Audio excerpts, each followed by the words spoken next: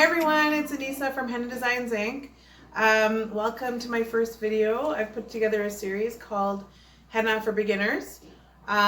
Basically, I've grouped together a few basic skills and we'll be putting them together in some short step-by-step videos for you. So today is going to be the first one, sort of, and I'll tell you why. I'll be doing some pencil sketching. I think that's a good place to start if you're not too familiar with some of the elements. But that being said, if you're itching to go with a henna cone, you can always skip to the next one and come back to the pencil sketching if you'd like, because they're kind of on the same level of a starting point. So if you'd like, you can grab a piece of paper and a pencil and we can get started together, or you can switch to the next video and grab your henna cone. Okay, so I've got a little sketch here of something that you would maybe find, you know, like those strip designs that you might do at a party or something like that. Typically these would maybe take a pro, I don't know, 3 minutes or 5 minutes, but that might sound like not a lot of time. But we'll get you there. So these basically what I'm going to do is show you how to do the elements that you can find within this picture. But what we'll do is I'll put this aside for now. And what I have here is a piece of blank paper, and I've just drawn some lines about 1.5 inches away from each other.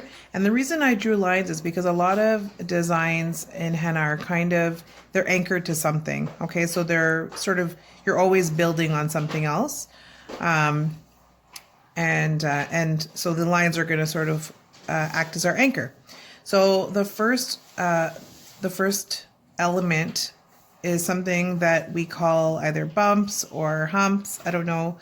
There are maybe even mini petals, if you want to say, and they basically be, if I look at my design here, so the middle of the flower has them, the fill of the paisley has them, and even here along the side. So they're used a lot, and they don't seem very hard to do, but what we try to aim for is to make sure that we have them evenly distributed, so the same size, but also the same height. So basically you can just, you know, start on one of your lines and just go slowly, just making a bunch of little bumps.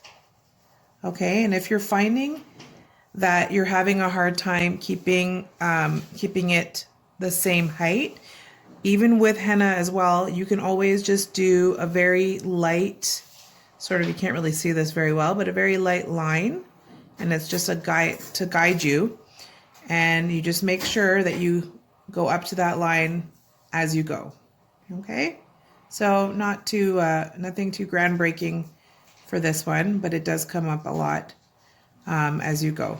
Okay, so we'll stop that one there. I mean, because you have the whole page, I would suggest that, you know, you keep going and you keep practicing that one. Next we'll move on to the swirl or the spiral.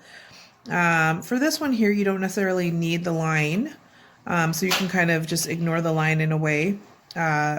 So basically everybody knows, like, a spiral is just like, you know, like that. Okay, but when you're actually doing you know, the inside of a flower, you kind of want it to be uniform. Okay, so first you can decide, some artists will start from the middle and work their way out. Okay, and some, if you want to be really careful about the size of your swirl, like if you're incorporating more than one swirl together, you might actually want to start with the size that you're going for and then work your way to the middle. Okay, and then you can always end with a little dot in the middle. One thing that we're looking for is you want to keep these lines sort of equal distances apart. Okay, so from the outside again, or from the inside. I find I kind of just alternate between the two. Okay, so nothing, once again, you know, I consider pretty easy. And especially with the pencil, it might be a little harder with a cone, of course. Okay, so next on my list are leaves. So we see a lot of different leaf patterns and sizes when you're doing henna. So let's just say we can use our line as an anchor. If you don't have to do the whole leaf, you can kind of if you're attaching it to something. And then the inside, really, it's up to you. There's a lot of different ways that you can do it. So this is the one that I have in the design. And, you know, sometimes I might add these little, I guess they're called veins on real leaves. Sometimes it can be as simple as just a line like that. It shows the depth of or the, I don't know how to, like the roundness of the leaf. Sometimes we have vines with small leaves. So basically this skill is a little harder when you're doing when you're using a cone, but it's also a good idea to know how to draw them freehand as well. Okay, so those are the leaves. Next, I've got the paisley. Now this is probably one of the harder elements for people to learn. And it's also, I think, one of the elements of henna that different artists do in completely different ways. So I'll just show you how I do it. And if you happen to find a better, like an easier way for yourself, as long as it, you know, it looks nice, that's good. So once again, the paisleys are usually anchored to something. They're not usually floating around. So you're going to start very similar to the leaf actually, and some people will actually start with a leaf and then they'll make a paisley around it. So, but for me, usually I'll do this curve here like that, and then I'll come back to the bottom, make a little round shape like this, coming around, and the swirl. Okay, so once again, it's kind of like you're almost making the top of a 6, I guess. And then you can also choose this part here. You can choose sort of however shape, you know, if you want to kind of make it a little pointy, that's another style. Or you can make it a little rounder. So, you know, it's up to you how you'll, as you grow with your style, you'll decide how you like to make them if you're going to incorporate paisleys in it. Now for the fill for a paisley, once again, it's up to you. I like to do a double line. So I'll have a line inside the paisley, and then I can fill it with something like just a repeating pattern. So here are the bumps again, and then maybe a line, and then maybe some bigger bumps like that. Another line, maybe some dots, okay? Or the fill that I had in the picture. So there's the paisley that I drew before. Is basically just a series of swirls and humps. Okay, and you just kind of attach them to each other, sort of imagining, you know, it continues here, but you don't draw that part. Okay. And you just kind of fill it in at the end like that. And that's pretty much it. Okay. You can also make the inside like a leaf.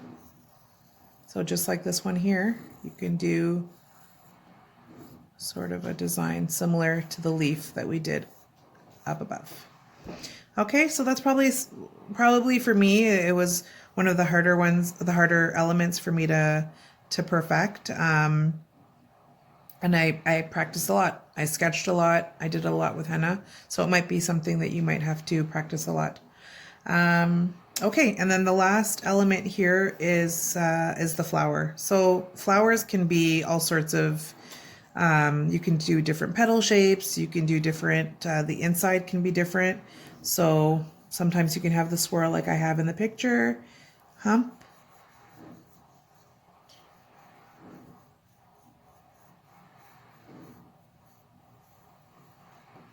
And then the leaves I have, I don't know what they're if there's a name for the shape, but they're kind of like, I don't know, kind of like hearts. So the way that I do it to make it sort of uniform is I'll always do the top. So this is for a 6-petaled flower, the top and the bottom. And then I just make a little line here to show me where, you know, the middle of the next two are. And then I fill it in like that. Okay, and the good thing is, the thing I've realized recently is that these flowers, they don't need to be perfect because, you know, a flower, when you see it in nature, even though they don't really look like this, they're not exactly, you know, the leaves aren't the petals aren't the same size. It's okay if they're a little off. You don't need to worry too much. Something like this might not be the best thing, but that's okay. We'll let it go. And then you can do different things in the petals. So these little lines is what I had in the other one. You can do another little heart shape. You can do little, I don't know, I should know what the name of these things are, stamen or something like that. I'm not sure. But just, you know, little different embellishments, up to you. You can even do mini swirls. So there's a lot of different things that you can do in the petals. Okay, and then there's also, you know, you can just do a regular circle, different shapes. And I like to sort of stick to the rule of the 6 petals. I find it most easy to work with. You know, to do 5, you kind of have to do a little bit of sort of figure out where to put the petals a bit more. This is more, I think, strategic in a sense. So yeah, so different shapes like that. And these are basically, I think these are elements that are found more in, I guess, like South Asian, Indian style henna. But there are a lot of, you know, henna artists are getting into doing a lot more natural looking flowers too. So that, you know, that's something that I'm currently working on now. It's something you might want to look into as well. Those usually have a lot more shading though. And we'll look into the shading more when we start with our cones. So that's pretty much it. I think I've covered most of the elements that you would see in this picture. So as you can see, this is how they come together. Oops. Okay, so that's it for this session. Hope this was helpful, and we'll see you in the next video.